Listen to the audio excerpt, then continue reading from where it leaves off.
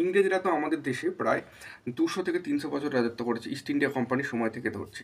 এবার east India company যখন আমাদের দেশে আসে তখন কোন রাজত্ব চলছিল এবং কি সহজে এসে তারা প্রভাব বিস্তার করতে পেরেছিল, এই নিয়ে ছোট্ট বিষয়। অবশ্যই চ্যানেলটি পুরো ভিডিওটি দেখবেন সকলে, এবং যারা নতুন ভিজিটর অবশ্যই চ্যানেলটি সাবস্ক্রাইব করে নেবে। যখন ইস্ট ইন্ডিয়া কোম্পানি 1600 খ্রিস্টাব্দে ফর্মড হয় এবং 1600 খ্রিস্টাব্দের পর থেকে তারা চেষ্টা করে ভারত ভূখণ্ডে ঢোকার, তখন মুঘল সাম্রাজ্য চলছিল। খুব ক্ষমতাবান একজন শাসক ছিল 1600 সালে, তখন ঔরঙ্গজেব ছিল। আমি মুঘল সাম্রাজ্যটা ছোট্ট করে বলে রাখি। মুঘল সাম্রাজ্য বাবর পানিপথের প্রথম যুদ্ধে বিজিত হয়ে মুঘল সাম্রাজ্য শুরু করে, এবং বাবর 1526 থেকে 1530 পর্যন্ত তিনি সাম্রাজ্য চালায়, তারপর মৃত্যু হয়। তারপর তার পুত্র হুমায়ুন 1530 থেকে 1556 সাল পর্যন্ত রাজত্ব করেন, এবং হুমায়ুনের পর হুমায়ুনের পুত্র আকবর 1556 থেকে 1606 খ্রিস্টাব্দ পর্যন্ত রাজত্ব করেন মুঘল সাম্রাজ্য সুন্নি মুসলমানদের, যেটা আমি জানতে পারছি। এরপর আকবরের পর জাহাঙ্গীর 1605 থেকে 1627, আর তখন কিন্তু ইস্ট ইন্ডিয়া কোম্পানি অলরেডি ঢুকে গেছে এবং ভারতে প্রভাব বিস্তার করার চেষ্টা করছে, কিন্তু তখন অতটা ক্ষমতা পায়নি।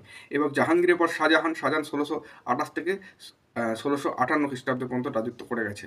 তখনও চেষ্টা করছে ইস্ট ইন্ডিয়া কোম্পানি ঢোকার, কিন্তু তখনও সামান্য প্রভাব বিস্তার করতে পেরেছে। এরপর হচ্ছে ঔরঙ্গজেব 1658 থেকে 1707। ঔরঙ্গজেবের সময়কালটা একটা ঐতিহাসিক সময়, এবং মুঘল সাম্রাজ্যর যে খ্যাতির শিখরে উঠেছিল ঔরঙ্গজেবের সময়। প্রায় ঔরঙ্গজেব দীর্ঘ সময় রাজত্ব করে গেছে। ইংরেজরা চাইছিল ইস্ট ইন্ডিয়া কোম্পানির থ্রু দিয়ে তাড়াতাড়ি ভারত ভূখণ্ডকে দখল করার জন্য, কিন্তু পারেনি। ঔরঙ্গজেবের সাথে একটি চুক্তি হয় 1690 খ্রিস্টাব্দে, সেই চুক্তিও দীর্ঘস্থায়ী হয়নি। এর ফলে ইংরেজদের সাথে মুঘলদের একটা যুদ্ধ হয়, কিন্তু ইংরেজরা পরাজিত হয়। তারপর 1707 সালে ঔরঙ্গজেবের মৃত্যু হয়। এর মৃত্যুর পরই মুঘল সাম্রাজ্যের পতন শুরু হয়। পতন ছোট্ট একটা কারণ বলছে, মুঘল সাম্রাজ্য বিশাল এরিয়া নিয়ে হচ্ছে। এবার কি হয়েছে, ওই সময়ে অসংখ্য আঞ্চলিক যে সকল এলাকাগুলো ছিল, সেই আঞ্চলিক এলাকাগুলো কি করছে, নিজেরা স্বাধীন হওয়ার চেষ্টা করছে ঔরঙ্গজেবের মৃত্যুর পর থেকে।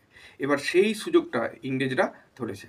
ইংরেজরা ধরার ফলে সহজে তাড়াতাড়ি ইংরেজরা আমাদের ভারত ভূখণ্ডে ঢুকে পড়তে পেরেছে, এবং আস্তে আস্তে আস্তে আস্তে ইংরেজ তাদের রাজনৈতিক ক্ষমতা হস্তান্তর করলো আমাদের দেশে। এর ফলে মুঘল সাম্রাজ্য দুর্বল হতে হতে হতে হতে হতে তারপরে 1857 খ্রিস্টাব্দে যে আমাদের সিপাহী বিদ্রোহ হয়, সিপাহী বিদ্রোহের সময় দ্বিতীয় বাহাদুর শাহ আমাদের মুঘল সম্রাটের শেষ রাজা ছিলেন। তিনি তাকে সরিয়ে দেওয়া হয়, তাকে রেঙ্গুনে পাঠিয়ে দেওয়া হয়, এবং 1862 খ্রিস্টাব্দে তিনি মারা যান। এইভাবে মুঘল সাম্রাজ্য শেষ হয়। এই যে রাজনৈতিক টানাপোড়েন, যে ক্ষমতার টানাপোড়েন, কিন্তু তখনও ছিল, এখনও আছে, এবং ভবিষ্যৎ